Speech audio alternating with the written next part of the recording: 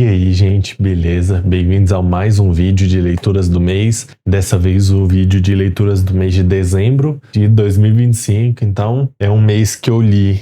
Aí é difícil de cabeça, eu não anotei. Eu li 29 ou 30 quadrinhos. Então, basicamente um quadrinho por mês ou por dia. Eu não fiz questão, eu tive bastante tempo em dezembro, mas eu não fiz questão de ler que nem maluca, ainda mais no final do ano aí, que eu tava de recesso, eu preferi mais gravar do que ler mesmo, então, mas ainda tem alguns quadrinhos aqui que eu não gravei, eu pretendo gravar vídeo. Então vamos começar aqui por alguns menores que eu li, alguns nacionais menores. Primeiro, Mau Gosto Comics número 1, que é esse aqui de grampo, e ele parece curto, mas na real ele tem umas 40 páginas, 30 páginas. Ele tem essa arte aqui de quadrinho mais antigo, de super-herói, né?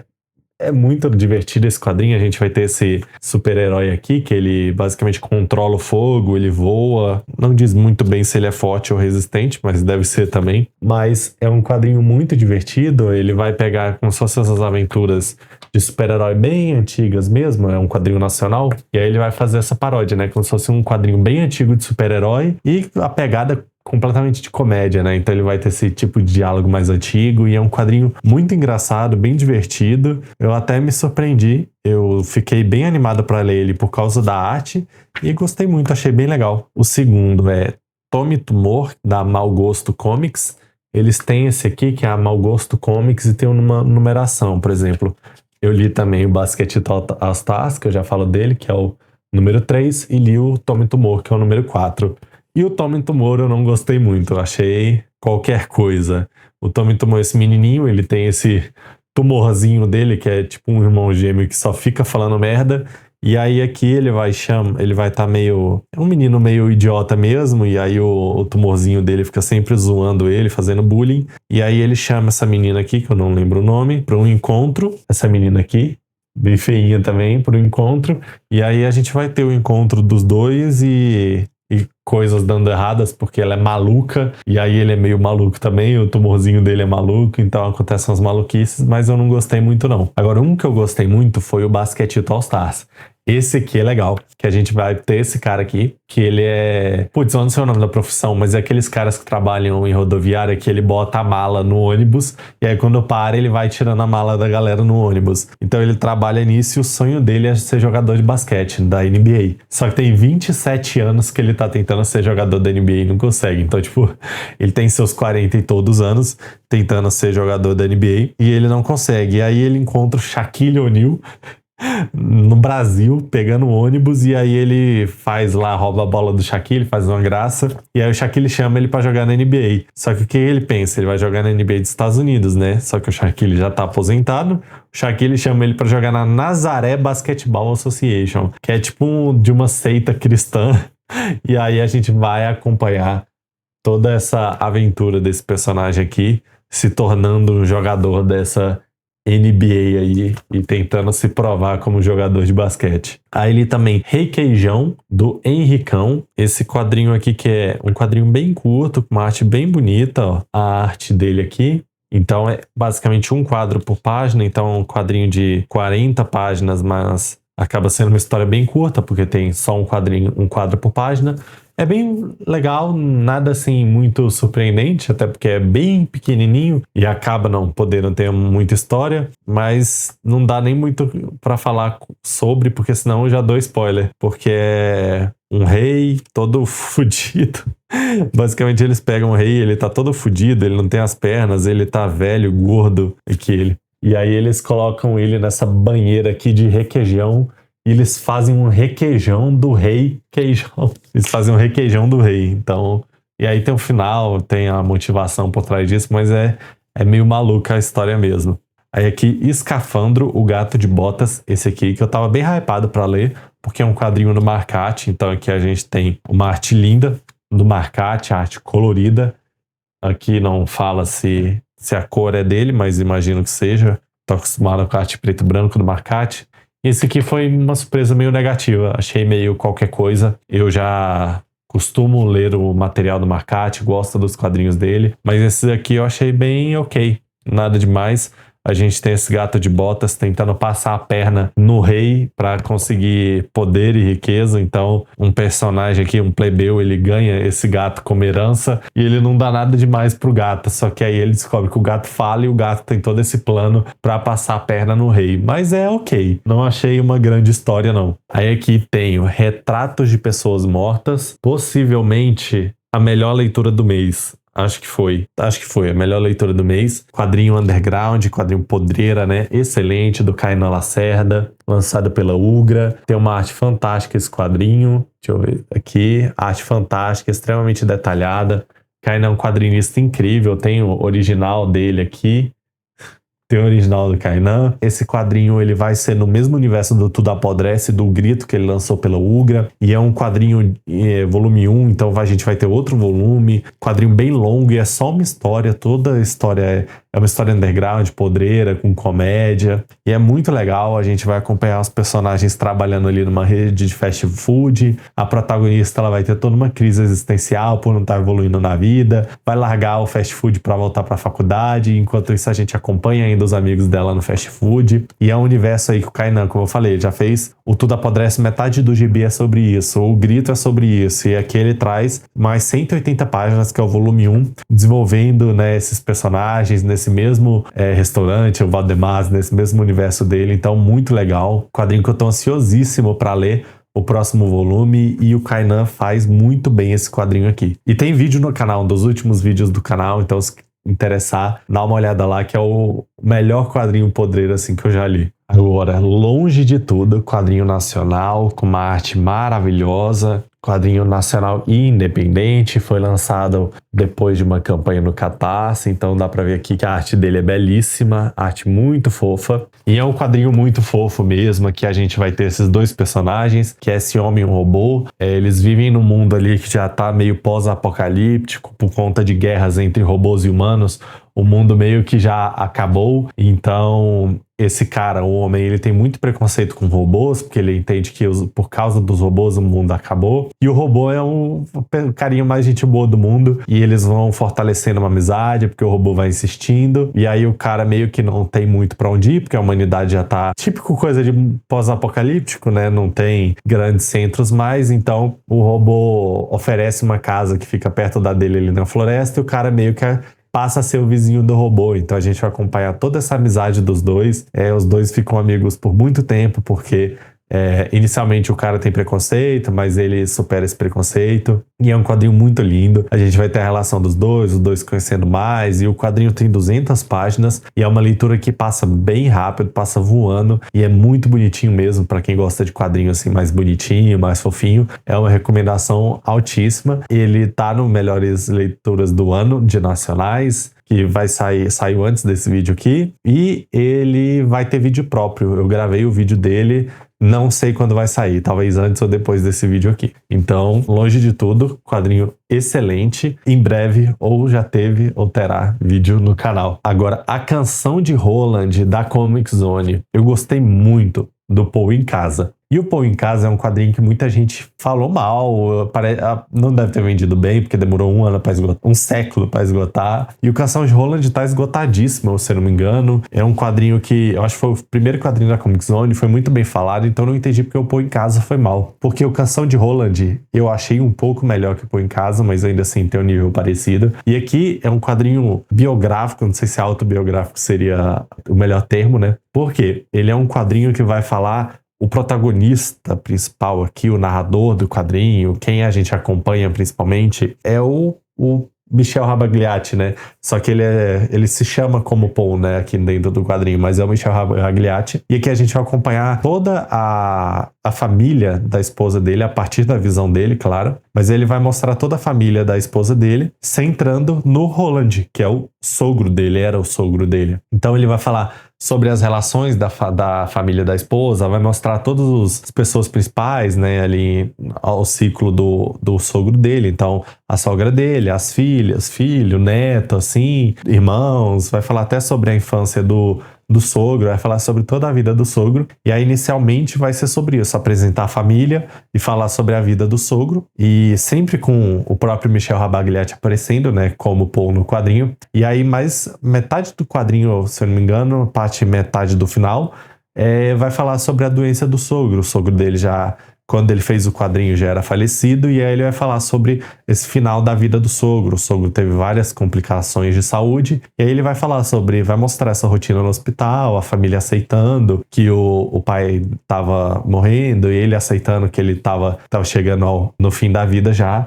Então, um quadrinho bem legal, acho muito, muito foda o trabalho do Michel Rabagliati, e eu queria que a Comic Zone trouxesse mais trabalhos dele, porque eu realmente gosto muito do Paul em Casa. Eu não sei se essa série dele tem muitos volumes autobiográficos, se os outros têm alguma outra coisa assim, mas eu gosto muito.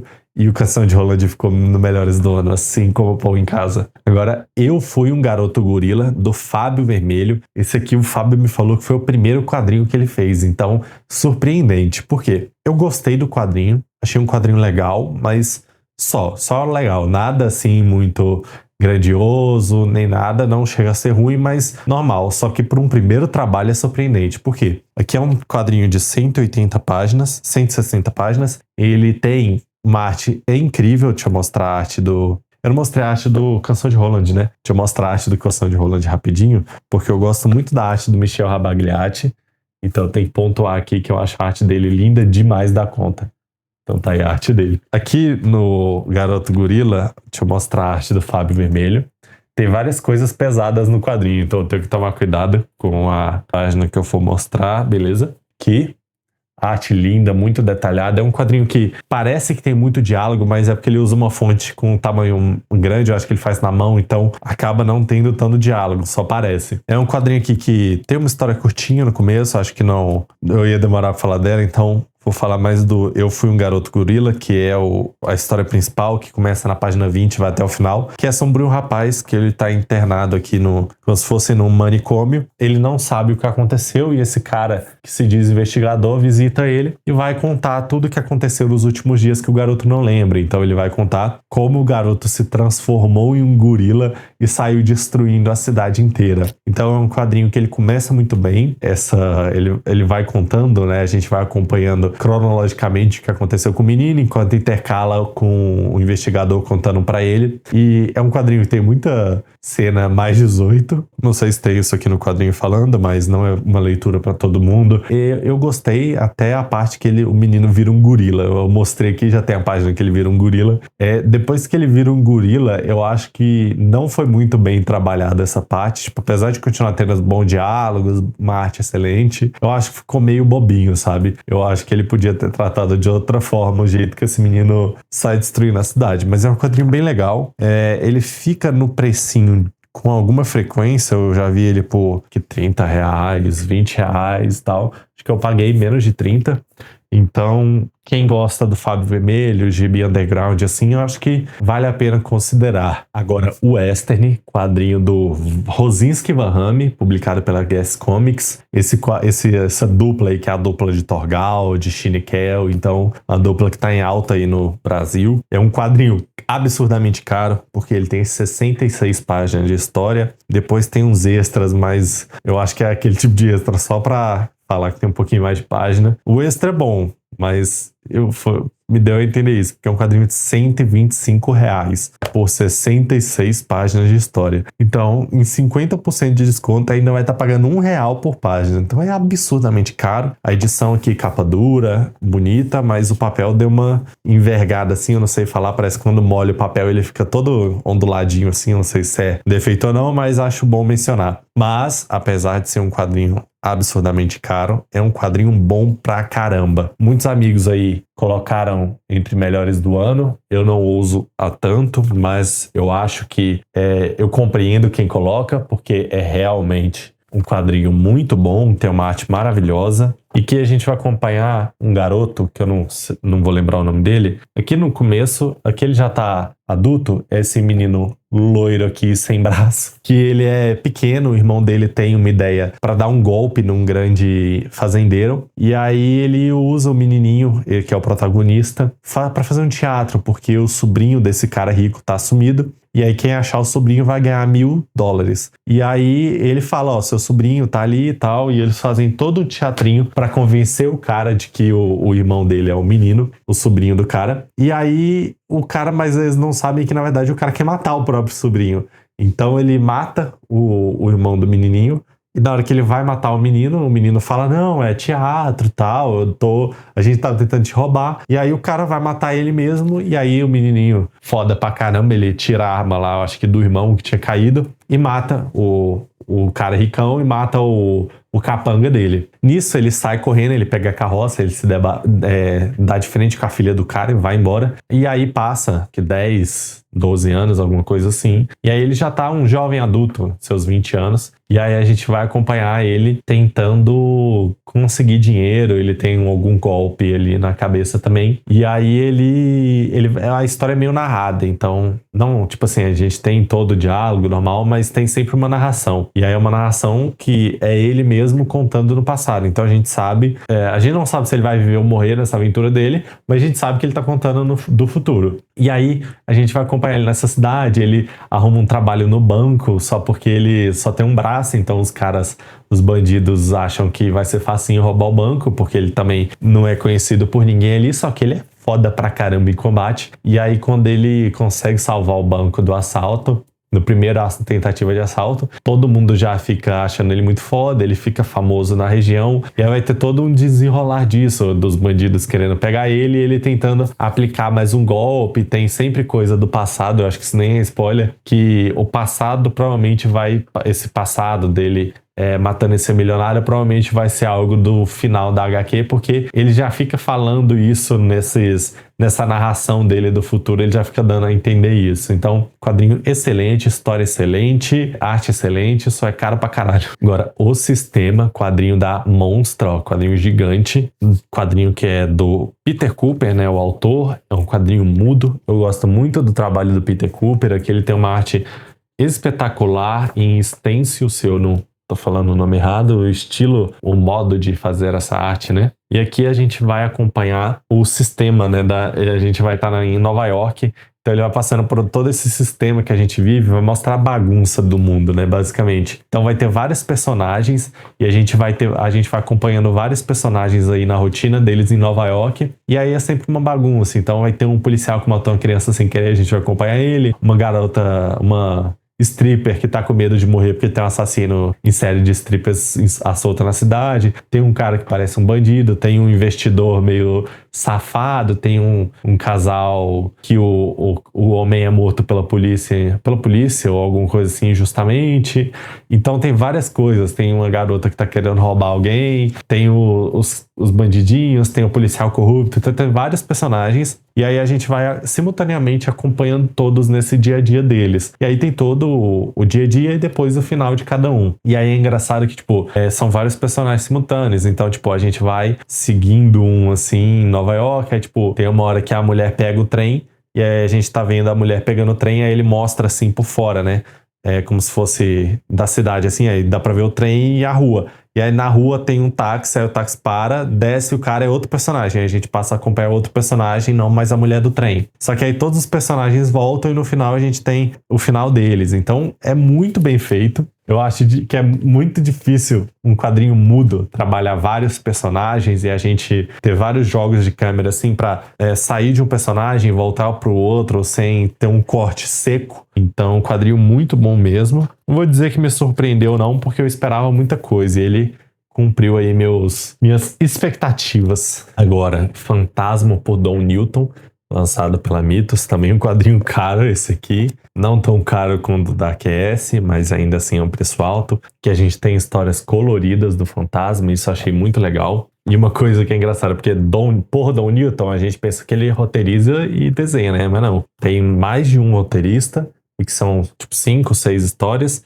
E o Tom Newton sempre desenha, então é desenhado por Tom Newton, né? Não só por ele. Então a gente tem aqui, por exemplo, a primeira história é uma introdução ao que é o fantasma. Ele tem a origem do fantasma e a mesma origem real, né? Ele não inventa uma origem só para esse quadrinho. E aí é bem legal para quem não conhece fantasma ainda ter essa história de origem. E depois tem várias aventuras. Eu acho que a segunda e a terceira são só boas e as últimas, as 3 últimas são excelentes. Aventuras do fantasma. Então acho que é um material muito bom para quem quer conhecer o fantasma. Tem na Amazon e tal. Mas ele realmente é um pouco caro, né? Mas para quem quer ler algo colorido, não quer pegar os ônibus com 500 páginas e arriscar, né, não gostar, eu acho que esse aqui é o tipo de material bom para começar. Fantasma é um personagem que eu gosto muito. Ele tem umas histórias assim, não são datadas, mas é uma leitura um pouquinho lenta, mas não é datada, é algo mais da época mesmo, mas eu acho bem divertido, é um dos personagens que eu mais gostei de descobrir aí no ano de 2025. Então, leitura boa pra caramba. Eu tô feliz que foi quase metade da pilha. Eu acho que esse vídeo vai ficar mais curto do que o comum, porque às vezes fica 1 hora e eu fico com preguiça de editar.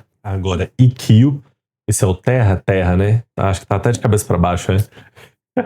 Ikkyo Terra, volume 1, primeiro volume de Ikkyo, que, se eu não me engano, é o maior mangá lançado no Brasil em tamanho de edição física. Quadrinho da Veneta, que denúncia, que essa porcaria aqui. Tipo assim, isso aqui, ó, ele abre assim só porque eu fiz muita coisa aqui para tentar descolar ele, porque muito se fala dos ônibus colados da Panini, mas essa edição aqui do Ikkyo tava ridícula. Era tipo assim, eu reclamo porque não tem como. O quadrinho assim, eu acho que se eu soltasse ele aqui, ele não abria nem isso aqui, sabe? Não abria, coladíssimo, então até sem querer rasguei aqui o do meu, enquanto eu tava tentando descolar um pouco, porque não dava para ler o quadrinho. Tava tão duro para abrir que não dava para ler. Então fica aí a reclamação para Veneta. E aqui tem esse quadrinho aqui que ultimamente eu tô lendo Buda, esse ano também eu tava lendo Buda de 2025. Então tem essa pegada mais de monge, budismo, essa arte bem bonita, eu gosto muito. Eu sei que tem gente que não gosta tanto da arte, mas eu acho muito bonita. E aqui a gente tem o Ikkyo. Inclusive, que coisa boa. Ele acabou de descolar enquanto eu tava mostrando. Ele terminou de descolar. Fez até barulho, ó. Agora tá mais bonitinho. Mas antes ele tava colado, totalmente estrupiado. Agora tá top. Me perdi completamente com ele descolando aqui enquanto eu abria. Aqui a gente vai acompanhar o Ikkyo, que é o filho do imperador do Japão. Mas por questões políticas, as pessoas conseguem convencer o imperador a meio que abandonar o filho dele. Então o Ikkyo vai ser criado pela mãe num lugar completamente afastado, porque a mãe é de questões políticas diferentes ao imperador, e aí ele meio que joga fora, né, a esposa dele e o filho, com medo do Ikkyo ser assassinada ou perseguirem ele. A mãe manda ele para um templo budista, para ele virar um monge e ele ter alguma proteção. E ter ensinamento e tal, não ficar sozinho, só ele, ela e a empregada, não sei o nome, a governanta deles. Então a gente vai acompanhar o Ikkyo nesse monastério, se tornando monge. O Ikkyo é um menino completamente muito inteligente, tipo um menino rápido assim na sacada, então todo mundo fica meio encantado com ele, porque ele sempre tem umas respostas para tudo, e aí ele sempre tem uns questionamentos muito grandes assim sobre o que estão ensinando para ele. Então é um menino assim que questiona tudo, e ele vai ficando bem popular no monastério, né? Porque ele é um monge inteligente, completamente fora da curva, e ele brinca, engana as pessoas assim na brincadeira e tal, e todo mundo fica muito maravilhado com ele. E aqui a gente vai acompanhar o Ikkyo tipo dos 5 aos 23 anos de idade dele, mais ou menos. Então passa bastante tempo, e quando termina aqui, por exemplo, o Ikkyo já não tá nesse monastério mais. Ele larga essa vida de budismo dele em monastério, em templos, porque ele vê que tem toda uma questão política, que os caras só pensam em dinheiro, em status social, e ele quer realmente viver, né, da religião dele. Então, ele larga e passa a ficar sozinho ali. Aqui a gente termina, não sei para que rumo vai, mas eu tive a sensação que os próximos volumes vão ser bem melhores, porque aqui nesse volume ele dá muito contexto político, que nem eu falei. A mãe e o pai dele têm contextos políticos diferentes, mas ele explica tudo. Ele dá 1000 contextos políticos, dá 1000 nomes de monastérios, templos, cargos de monges. Então, desde o primeiro até o maior monge lá, ele fala cargo de tudo, de governante, de não sei o quê, nome de pessoa, nome de cidade. Então, ele bota nomenclatura em tudo, tanto que até no final aqui tem um que é, não lembro o nome. Aqui no final tem umas páginas de notas e glossários, tem tipo assim, 10, 12 páginas disso só explicando esse tanto de termo. Então, é um quadrinho que, pra quem é, tipo, eu li em português, né? Eu sou brasileiro. Eu sinto que quem lê em japonês, quem é do Japão, vai ter uma experiência muito maior, muito mais imersiva do que eu, sabe? Porque ele usa muito termo mesmo e, tipo assim, tinha hora que um balão de diálogo ali falou nada. Era, tipo, pegava 2, 3 balões em sequência, assim, que ele não falava nada com nada, não dava pra entender nada, porque era só... Ele jogava 4 termos em japonês ali de cargo, cidade, profissão, e aí acabou, não tinha como entender. Então ele joga muito isso e ele dá muito contexto, então tem muita parte que a gente não tá mais no Ikkyo, ele tá mostrando outras coisas para explicar esses contextos, e aí eu acho que fica meio mais ou menos nessa parte. Mas quando a gente tá no Ikkyo é muito bom, e eu, né, me deu a entender que nos próximos volumes a gente vai ter mais Ikkyo e menos contexto Japão. Então tô bem animado para ler os próximos, eu já tenho o volume 2 e o 3. Agora vamos com Almanac Bife de Unicórnio, Sol Filé, quadrinho do Gabriel Dantas, lançado pela Comic Zone. Ele é nesse formato aqui, quadradinho, então dá pra ver a arte dele. Gosto muito do trabalho do Gabriel Dantas. Aqui mais um pouquinho da arte. Esse é um quadrinho, um quadrinho que ele reúne como seria o melhor trabalho do Gabriel Dantas desde que ele começou, em 2019, e é um material reunido pelo Érico Assis. Então eu já li outras coisas do Gabriel Dantas e eu acho que esse aqui é um ótimo material. Não sei se ele é... Eu fiquei na dúvida se ele é bom para quem tá querendo conhecer ele, se é melhor para quem já conhece o trabalho do Gabriel Dantas, mas eu acho bem legal. Material bem bonito, ele é todo com verniz aqui. Eu só tenho um adendo, não sei, uma crítica, porque é o melhor trabalho do Gabriel Dantas? Depende, né? Porque é o melhor para o Érico Assis. Não quer dizer que é realmente o melhor trabalho do Gabriel Dantas. Porque eu não sei também se conta tudo, ou é o melhor que não foi publicado por outra editora. Porque tem história, por exemplo. Tem o Meu Gato de Tapa-Olho, que saiu pela Ugra, que eu já li, que eu acho bem legal. Tem coisa ali que eu acho mais legal do que coisa que tá aqui. Então, conta aquilo? É o melhor contando aquilo ou é o melhor que não tinha sido publicado por outra editora? Então, não sei. Mas é um material legal. Não é tirinha de uma única página, então são historinhas ali, mas não fala quando acabou e começa outra, mas é fácil de perceber. Mas aí são coisas de 3, 5, 8, 10 páginas, sabe? Algumas são um pouquinho mais longas, mas a maioria encerra rápido. E aí é um material legal, mas é aquilo. É só o filé mesmo? Acho que não, porque é no gosto do Érico Assis. Então, tanto que os primeiros materiais aqui, que são os mais antigos, eu não gostei. Tipo assim, eu gostei, mas não tanto. Mas do meio pro final, já achei bem melhor. Que aí são os materiais mais recentes, mas eu acho que isso é mais quem escolheu, né? Que é o Érico Assis, então depende. Agora, Domingos do Sidão, com o Jefferson Costa, quadrinho lançado pela Pipoca e Nanquim. Aqui, quadrinho que, sim, eu achei bom. Eu gosto muito da arte do Jefferson Costa, mas eu achei que poderia ser mais, talvez. Eu acho que talvez se o Sidão fizesse esse quadrinho aqui como, tipo, o segundo, o terceiro quadrinho dele, acho que talvez seria melhor. Não acho que tecnicamente ele foi mal, tipo, o quadrinho tem bons diálogos, uma boa história, a gente... É bem, tecnicamente muito bom, então, bons diálogos, corte de cena, tudo muito bom na questão do roteiro do Sidão. Agora, o que me pegou assim é que eu achei que ia ser tipo uma biografia do pai dele. Não é uma biografia do pai dele, tá mais pra uma biografia do Sidão com o pai dele aparecendo ali. Porque o personagem principal, tudo é em volta do Sidão, mas a gente acompanha, né, desde o nascimento até a morte do pai dele, só que o personagem principal é o Sidão, porque ele pega principalmente coisas que ele viu acontecendo e não coisas que aconteceram na vida do pai dele de fato. Então, é mais sobre a relação dele com o pai dele. Então,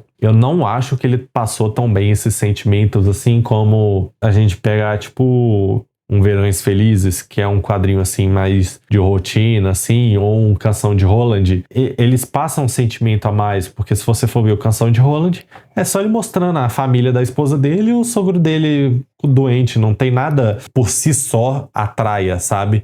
Na HQ é a forma como ela passa esses sentimentos, os Verões Felizes. Ele não é só, tipo, é uma viagem, só um povo viajando, 4 viagens, pronto, acabou. Não, é a forma como o Zidru consegue passar todo esse sentimento, essa felicidade das viagens e transmitir isso bem. E eu acho que aqui não ficou tão assim, ficou sem graça. É um bom quadrinho, foi uma boa leitura, é uma leitura que flui bem, mas eu achei que ficou sem graça. Ele não conseguiu transmitir bem ali os sentimentos que ele sentiu ali enquanto ele estava fazendo essa homenagem pro pai dele, esses momentos com o pai. Sim, tem alguns momentos, ainda mais no final, que são mais emocionantes, ele transmitiu bem.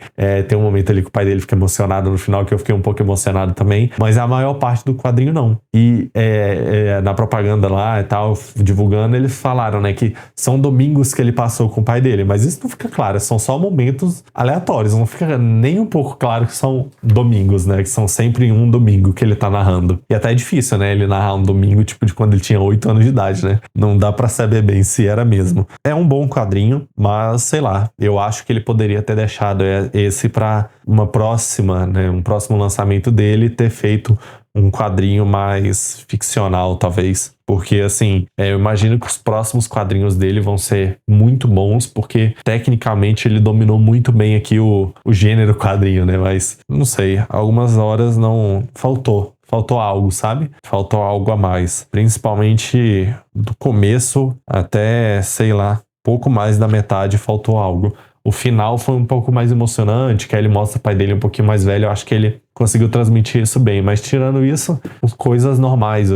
Ainda mais quem já conhece um pouco mais o Sidão, acho que é coisa que todo mundo já sabia. Tipo, ele sendo muito corintiano, a causa sobre o Corinthians. Beleza, já sabia disso.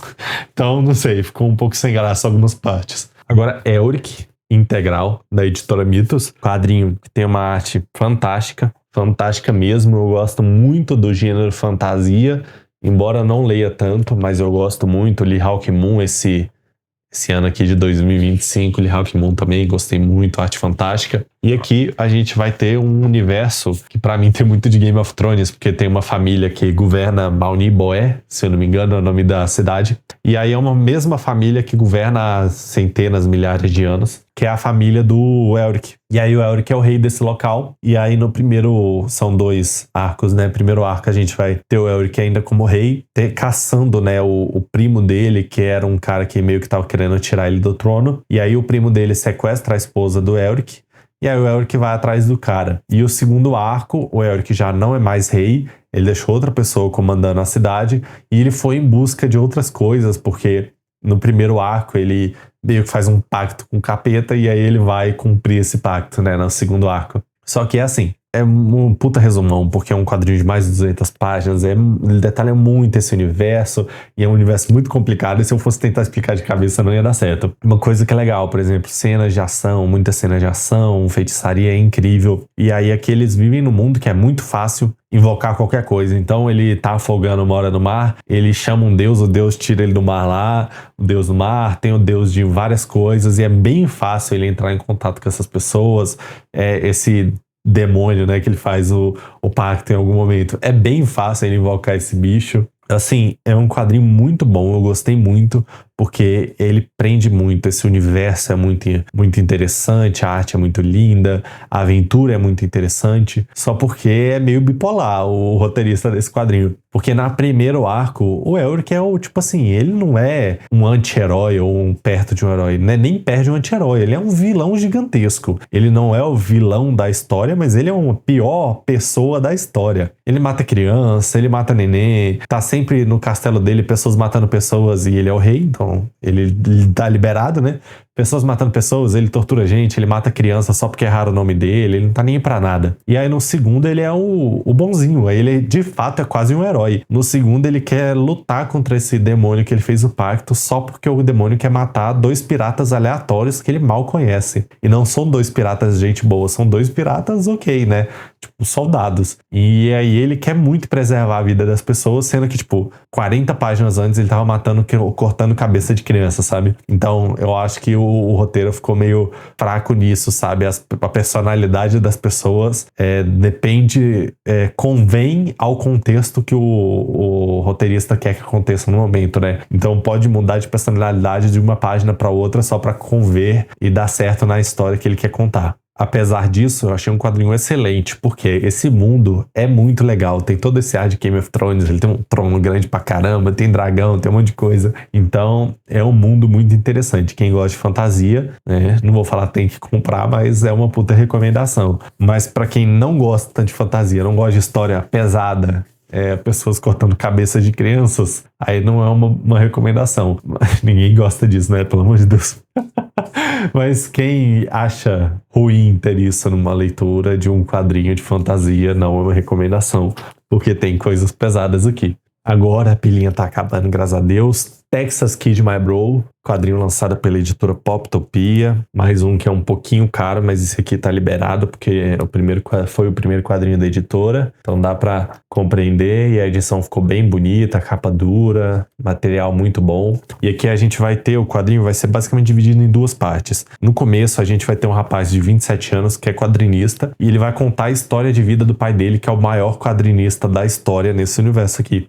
Que é o maior quadrinista da história e o criador do Texas Kid. Então ele vai contar toda a infância do pai dele até o pai dele de fato inventar o Texas Kid. O pai dele já é um homem velho, então ele vai contar, tipo, do momento que o pai dele nasce, ele vai narrando até o momento que o pai dele tem, tipo, os seus 20 e poucos, 30 anos, que é quando ele cria o Texas Kid. E aí vai ter toda essa questão familiar, porque o pai dele basicamente odeia ele, finge que ele não existe e ele mora na casa do pai dele. Essa parte eu não entendi. Mas ele tem muito essa questão, né, de querer ser aprovado pelo pai dele, querer ser notado pelo pai. Corta essa parte inicial, que é tipo 30, 40% do quadrinho, que ele conta a história do pai dele. E aí a gente tá no evento de quadrinho, e aí ele tá meio amargurado, claramente, com o pai dele. E aí chega o Texas Kid no evento. O Texas Kid, que é um personagem ficcional.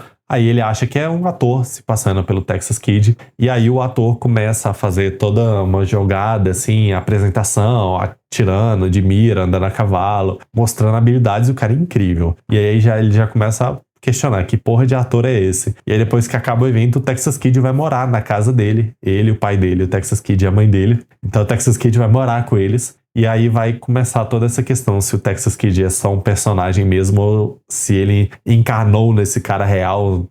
Começa uma coisa mais surreal em volta do Texas Kid. E aí a relação, né?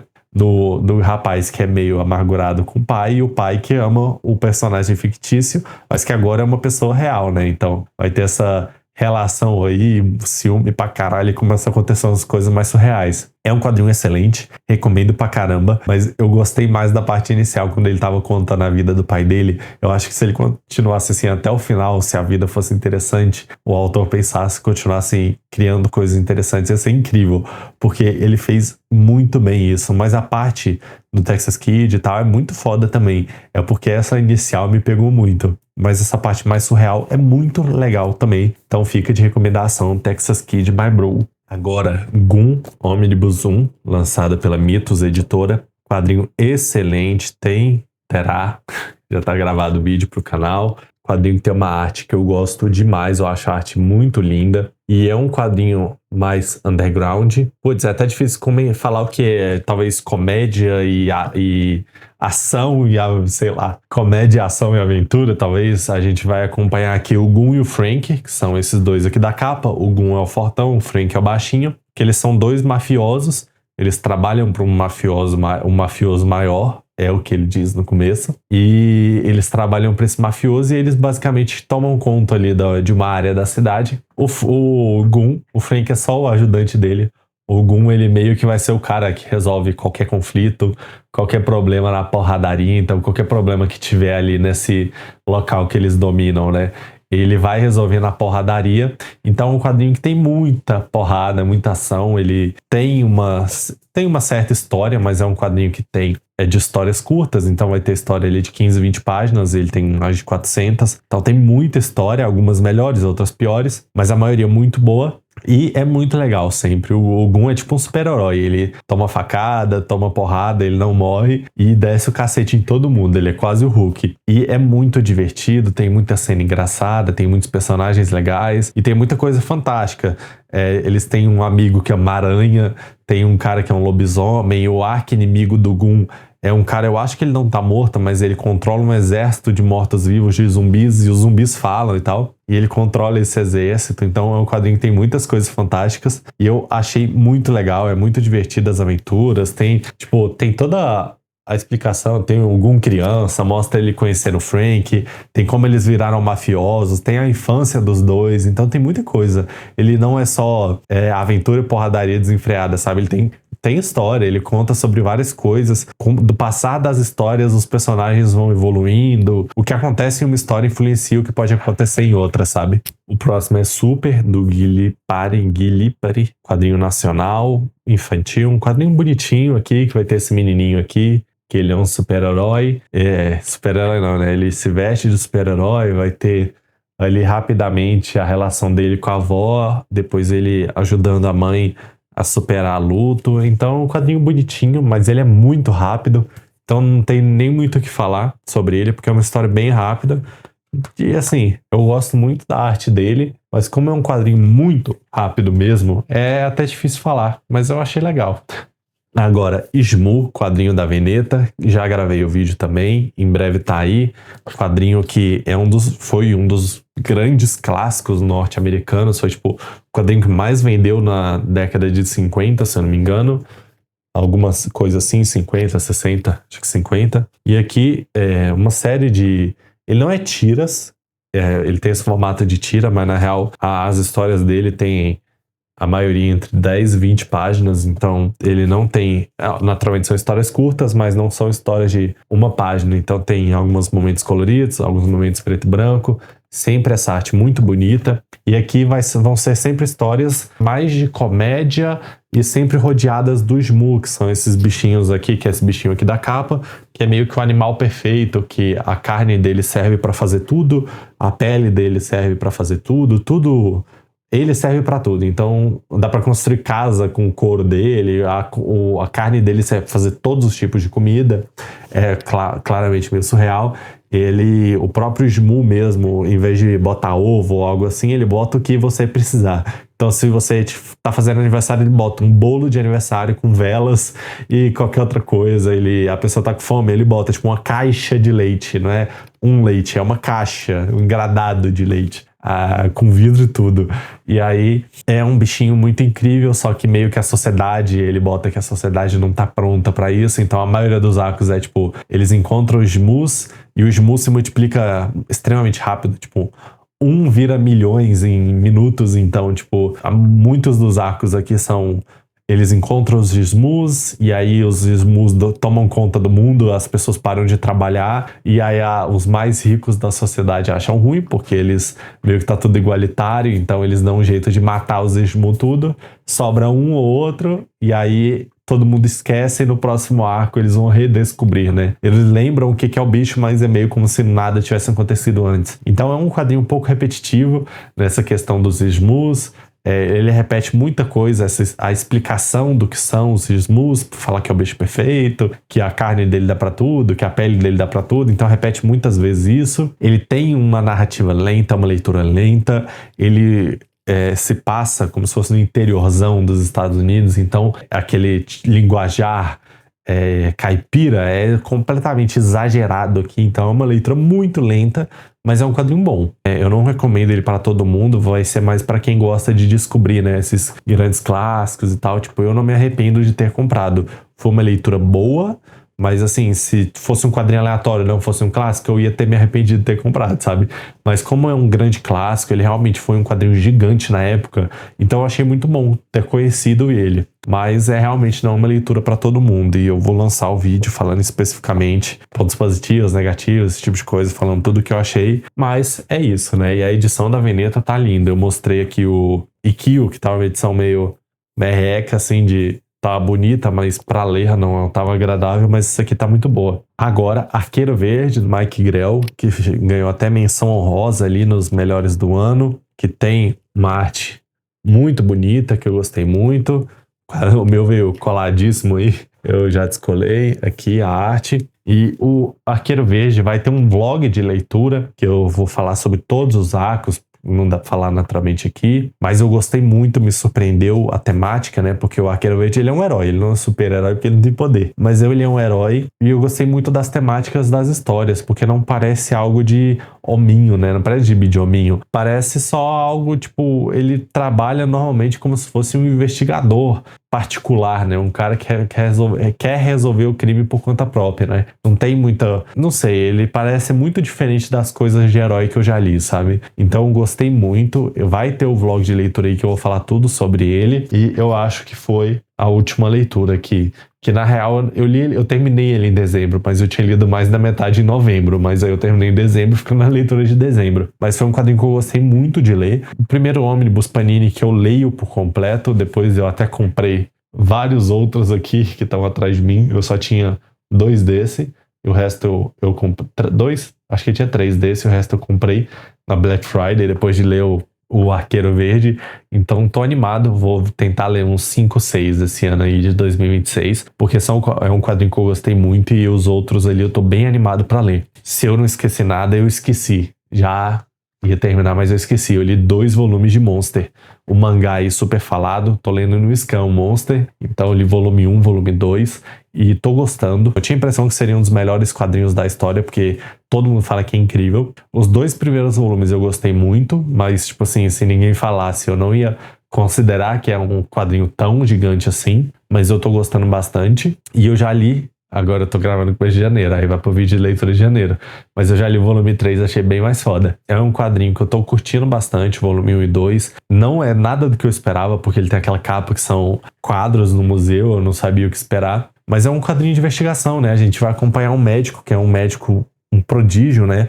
Que é o Temna. A gente vai acompanhar ele e ali ele opera uma das primeiras cirurgias que ele faz ali dentro do quadrinho, né? Ele já é um grande cirurgião, mas uma das primeiras que a gente vê é um menininho que tomou um tiro na cara e aí na cabeça, e ele faz um milagre e salva a vida do menino. E aí depois o menino some do hospital junto com a irmã dele e as pessoas que estavam ali vigiando ele morrem. E aí fica parecendo que o menino foi sequestrado. Mas aí ele vai começar a descobrir que o menino é, na verdade, um puta psicopata, né? E ele que tá matando essas pessoas, termina, ele meio que larga o emprego dele, que ele é suspeito pelos assassinatos, porque ele era o responsável pela criança, e aí fica parecendo meio que ele que matou, a polícia também é uma incompetente do caralho, não investiga nada direito, e aí a gente vai acompanhar toda essa jornada, no volume 1 e 2, pelo menos, começa a jornada do Temna, tentando entender quem que é esse menino, onde ele tá, tentando rastrear toda a vida dele, porque, e aí, enquanto ele vai rastreando, ele vai encontrando um puta rastro de morte, onde esse menino passa é morte, e ele vai tentar encontrar esse grande gênio aí do crime. Então eu acho que os 10 volumes, ou 9 que são Monster, vai ser só ele perseguindo esse grande gênio do crime, que é um menininho que aos, sei lá, 9, 10 anos de idade já tinha matado o policial, o médico do hospital e fugido sozinho por conta própria, já tinha levado tiro na cabeça, né? Então é um quadrinho interessante, a premissa é bem legal e eu fico curioso para ver até como ele vai desenvolver 9 volumes disso, né? Normalmente esse tipo de história os caras terminam em 1, 2 volumes, né? Mas eu quero ver, tô bem curioso pro resto, acho que realmente vai ser bem grandioso e eu só vou demorar um pouquinho mais do que a maioria das pessoas para amar o quadrinho. E eu pretendo fazer um vídeo, né, da série por completo quando eu terminar de ler. Então, agora, não esqueci nada. Então é isso, gente. Espero que tenham gostado desse vídeo. Eu acho que eu demorei muito para gravar, como toda vez, dá quase 1 hora. Então, obrigado a quem ficou até aqui. Se inscreve no canal e valeu!